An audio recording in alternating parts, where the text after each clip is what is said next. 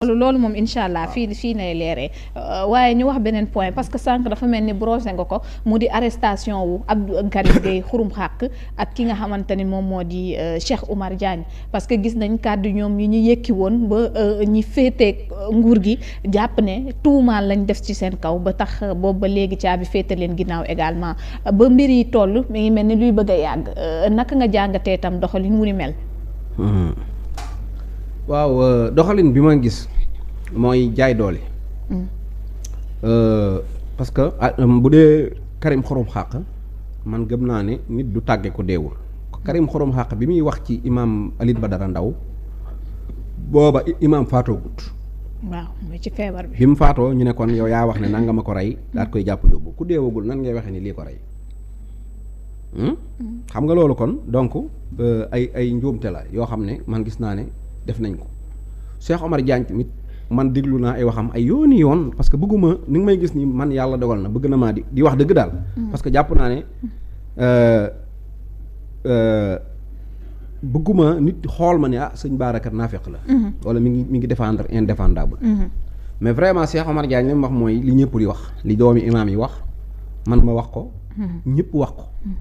dégg nga mooy wóoluwul est-ce que duñ autopsie dañ ko waroon def nangam capacité gars yi egg na fii loolu rek la wax dafa jàngat ay fee rek ci koo xam ne tamit da ngaa miin nit jege ko kooka faatu sur le sang booy wax mën ngaa wax ba wax loo xam ne dafa ëpp te jàpp naa ne lenn lu jar ñuy toppaat ay nit di leen arrêté ginnaaw bi mbir mi amee man jàpp naa ne loolu dara jaru ko woon dégg nga ma maanaam voilà ci soxlawu ko woon te itam man maa ngi ñaan xaw ma maa ngi ci doon déglu ñoom dàmbooj man bu ñu ko wóotewut man dinaa ko woote il faut ñu taxaw képp ku ñu jàpp ci loo xam ne du dëgg du yoon ñu génne la tàmbalee ko ci force spéciale yi tàmbalee ko ci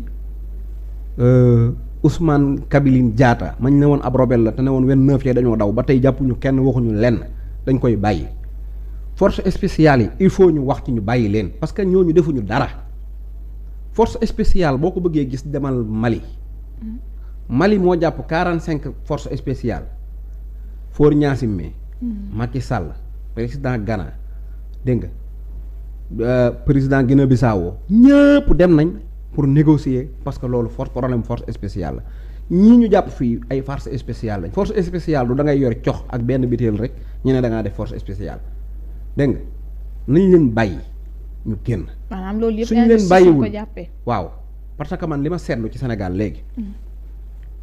mooy dafa am benn juge boo xam ne dama koy tudd man ragaluma muy siis Mamadou Seck moo nekkoon 8e cabinet biñ ne dañuy porter plainte Ousmane Sonko xale yi njëkkoon a génn ca la suuru la dëba te lakkoon oto te ne woon dañoo def trouble à l'ordre public ak malfaiteur xaw ma nga xam ne ay kii yu garaaw lañ leen kole woon 8e cabinet lañ leen yóbbu woon Ousmane Sonko mii dossier bi ñu ko jëlee fas yéene jee def yi tappale 8e cabinet lañ ko yóbbu woon boobu siis Mamadou Seck moo fa nekk jamono boobu yëpp lépp luy mbirum tappale boo ko defee day dem dugg 8e cabinet ñu jekki-jekki bi Ousmane Sonko duggee xam naa ne affaire bi tàng siis Mamadou Seck génn ci bi mu démissionné ñëwaat bàyyi dossier boobu dikk cuun moo nekkoon 2e cabinet problème mu passeport diplomate yi amoon député ya tama dégg ñu ne sax Biaye nekkaat na député Biaye loolu war ngeen ko topp yéen journalistes yi ba xam député yi bi mu ñëwee dugg bureau cuun muy 2e cabinet cuun am nu mu ci doxe noo xam ne jàpp naa ne ay supérieur am kontaanuñ ci lu gaaw ñu jël cuun attesté ko yóbbu ko Ndar affecté ko yóbbu ko Ndar jël Mamadou Seck ma nekkoon 8e cabinet indi 2e cabinet boo seetloo bépp dossier kajaw boo mën a dégg ma nga 2e cabinet maanaam kajaw yi daa tuxoo 8e cabinet ñëw 2e cabinet ñun dañuy analyser du ñuy dof. léegi loo ci jàngat. waaw li ma jàngat mooy kajaw yi day topp Mamadou Seck ba mu nekkee 8e cabinet kajaw yëpp 8e cabinet la jëmoon bi mu ñëwee 2e cabinet kajaw yëpp 2e cabinet lay ñëw Mamadou Seck nag bu fekkee dafa nekk foofu pour ñiy dugal dossier kajaw yooyu na ko arrêté yooyu amul njariñ. kajaw maanaam mooy ay Cheikh Omar Diagne daa wax lii. ñu mën a bëgg a téye Cheikh Omar Diagne daa wax lii nangam farce spéciale yeeg yu coow yu sew sewaan yooyu nga xam ne leen lañ ci bëgg mooy doo mës a gis ñu àtte ko. est-ce que du nguur gi ñoo jàpp ni accusation yi dafa diis ci ñoom. dama ne dañuy jékki-jékki rek téye la 6 mois ne la instruction jékki-jékki na la bàyyi nañ la nga génn. donc dafa risqué par rapport ak ñoom da nga jàpp ni jamono ji dafa risqué mooy téye gi ñu teen téye ñoom ñaar non xam nga man bu fekkee parce que Cheikh Omar ba mu génnee yàggul.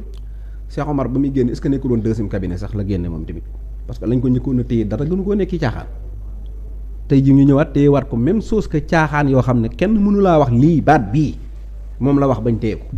parce que accusation. waaw parce que am nga fa benn juge bu nekk deuxième cabinet xaw ma lu xew ah saa bu kajaw yi amee da en tout cas daal moom dossier kajaw yi yàpp na foofu moom te ba mu nekkee huitième cabinet noonu la fa affaire bi doon duggee bi mu ñëwee deuxième cabinet noonu la fa affaire bi duggee ñu ngi koy gis. dégg nga Cheikh Omar Diagne ñoom man buñ ko wootee wut man danaa ko woote. rassemblement place de l'Obélisque dem ca préfet bi ñaan këyit xaw ma lu ñuy ñaan mosuma koo ñaan. dégg nga ma ñëw taxaw ci place bi woo ñëpp ñu ñëw taxaw ñu bàyyi leen. parce que tamit am na loo xam ne jaaduwul daal. te man damaa gëm ne man bu ñu ma tëjoon. Karim Xurum Xaq mii nekk ci bitti wala Cheikh Omar Diagne dina ma xeexal dégg nga. te ëllëg yàllaa ko xam. kon comme ñoom dañ leen a téye ñun ñoo nekk ci bitti nañ génn xeexal leen. parce que kaso moom jombul kenn ko yàlla bind. voilà Cheikh Ahmadou Bamba ndegam moo gën a jub ci àdduna ñu mën koo jàpp yóbbu. jàpp Sidi Lamine Niass jàpp Serigne Cheikh Ahmad Tidiane yi. dégg nga Cheikh Béthio Thioune dund ba am 70 ans dugg fa. kaso jombul benn nit. wala yu dafay dugg xutbu di fa dugg ku baax di fa dugg ku bon di fa dugg. mais ñoom seen kàddu différent na ak kàddu ñeneen ci askan wi ndax ku ne Cheikh Omar kàddoom fu mu waxee ñu déglu ko. de même que niki noonu ki nga xamante ni moom moo di Abdou Karim Gueye Xurum Xaq pour seen position ba nguur gi sentir ne dañ leen menacé jamono ji est-ce que jàpp nga ni yeneen perspective mën na leen cee xaar. dara du leen ci xaar lu dul buñ génnee wax ak ñoom ñu bàyyi leen tekk ci nag moo ëpp.